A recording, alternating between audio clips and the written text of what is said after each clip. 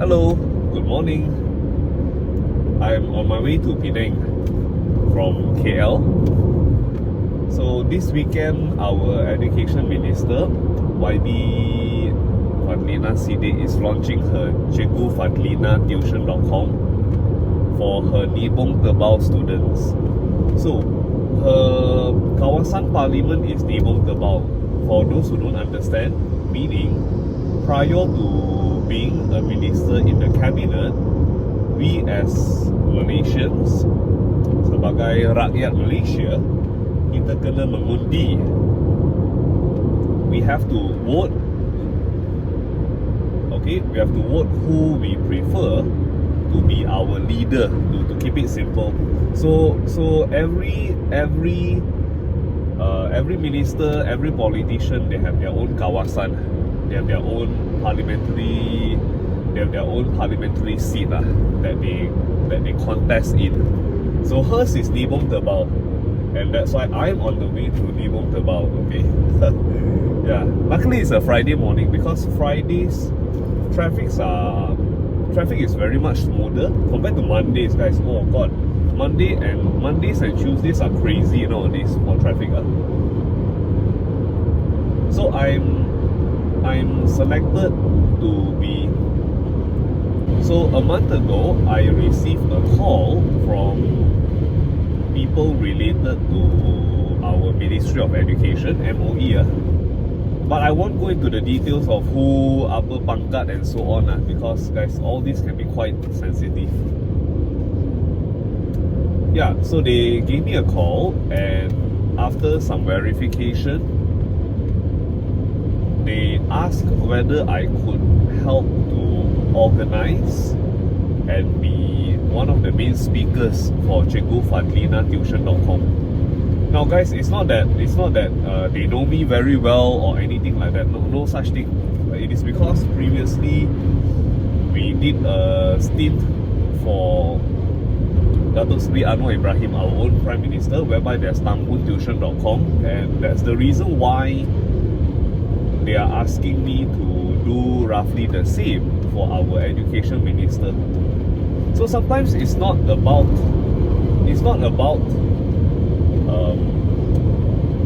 how popular or how well known you are. I think what matters more is how responsible you are. Okay? Sounds like I'm giving moral lesson. Kena bertanggungjawab. You have to be very responsible when you work, and you have to honor your word. Means if you say A, you stick to A. If you say B, you stick to B. So I think work is all about, number one, being responsible, honoring your word, and this is where the second thing comes in. So once you are able to fulfill whatever you say, that's where people start to trust you. Okay, that's why people start to trust you. Okay, they trust that if there's a meeting at 8 a.m., you will be there. Even if there's a meeting at 11 p.m., 12 a.m., you will be there. Okay, I've experienced it before, guys. I mean, 11 p.m., 12 a.m., meetings that drag until 3 a.m. My God. So it starts off with responsibility. Then comes trustworthiness, because you're responsible and people trust you. I think it's a very simple logic. And here comes the last one. Belief. People believe in you. Now, whether you are in the line of being a politician, kamu seorang ahli politik, kamu seorang doktor, kamu seorang jururawat, can even be a teacher, alright? So when you manage to show people you're responsible and people trust you, I want to stress that it doesn't mean that they believe in you. You get the difference or not? I trust you get the job done. But the belief comes a bit differently, because it's when you manage to really prove that your work is of a certain standard or quality, That's when the belief comes in. So I will use my industry as an example. Okay, let's say tuition, the tuition industry. Because most of you watching will be students, so I think whoever is watching here, definitely you got attend tuition, alright? So we all know that there are many tuition teachers around, tuition centers, daycare, 功课班 is homework class, etc., etc.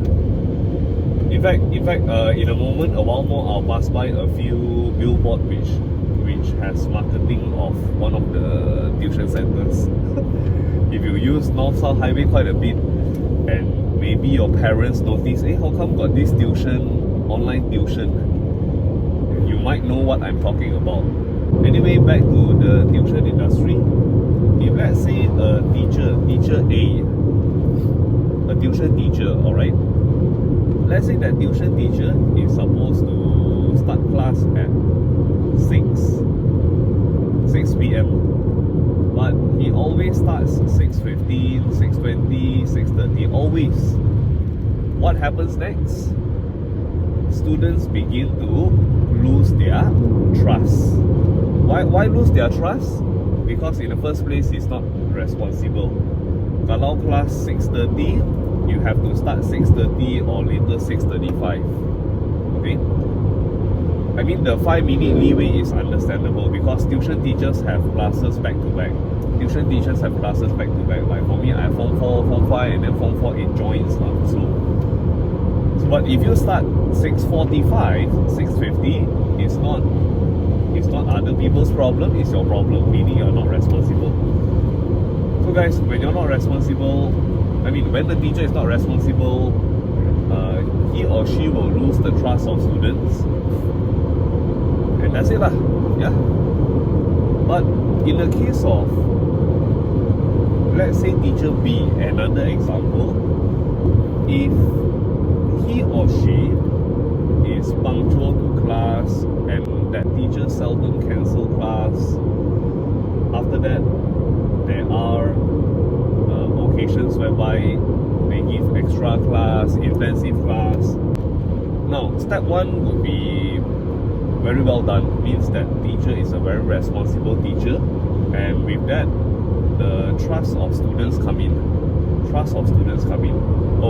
Cikgu ini sudah pasti akan ganti balik apa kelas yang dia telah cancel. Okay, dia akan berikan kelas intensif supaya pelajar dapat skor dalam pemeriksaan tak kira pertengahan tahun, ujian biasa, dan dengan itu pelajar akan percaya cikgu tersebut. So the first 2 things are very well done, meaning the teacher is responsible and the students trust in that teacher. But it doesn't mean that the students completely believe in that teacher. Belief is whereby you uphold a certain standard. Meaning, if you're a student, please think about it. When you follow tuition teachers, for example, because guys, school teachers you cannot choose, and you can only select tuition teachers, correct? There are so many tuition centers and tuition teachers around. How do you choose? I would say even up till today, although so many things have been modernized, okay, there's online classes, recordings, and so on, still the source you believe most is word of mouth. Through word of mouth, you hear from your friends that this teacher is really good, or you have a sibling that have followed this particular tuition teacher before. So this is where the belief comes in.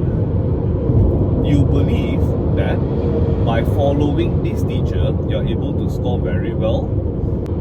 And it all boils down to how well the teacher teach. Assuming that all tuition teachers cover all the topics and subtopics.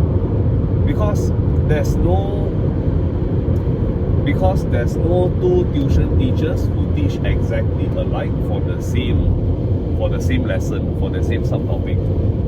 So the summary is, a very good tuition teacher does not not simply cancel class, is punctual to class, be it physical or online. And not only that, he or she have to teach very well.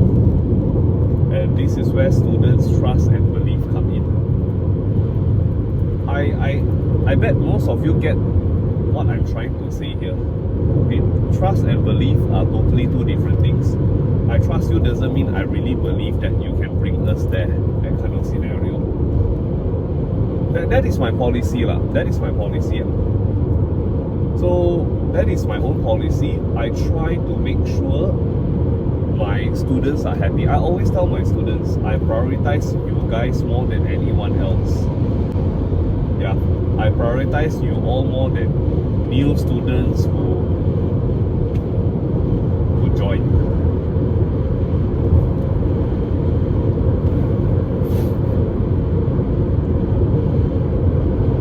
So that is my work model.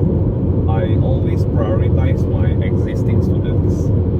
Not a bit, it's by a lot, by a very big margin. Because there are teachers who focus on bringing in new students. I mean, it's fine lah, but for me, I purely teach in my class. Those of my existing students know, in class I don't promote anything at all. I don't promote anything. If you come in my class, I'll tell you two things. I only offer normal class and intensive class. That's all. Yeah, I won't in between sell you this, sell you some magical pen, sell you programs, sell you stuff from outside the class. Even my own intensive class or seminar, I'll tell my own students, this is what I'm offering. It needs effort, it needs time for you to score.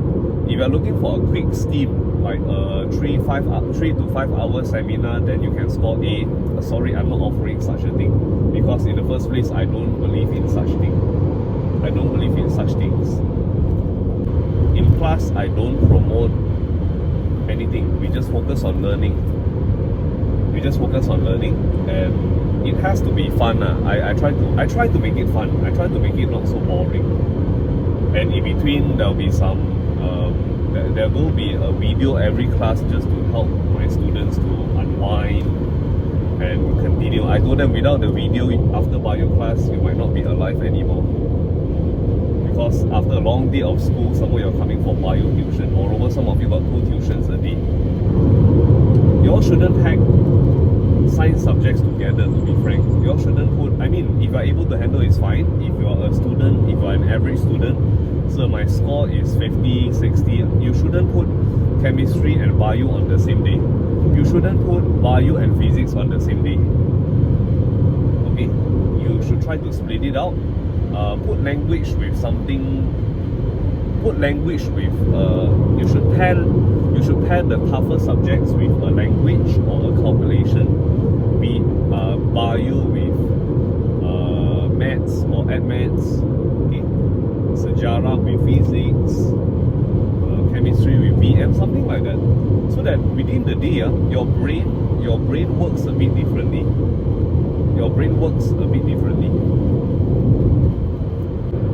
Guys, I just realized I was talking about work all this while.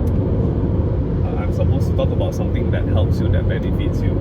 Okay, let's get started. Alright?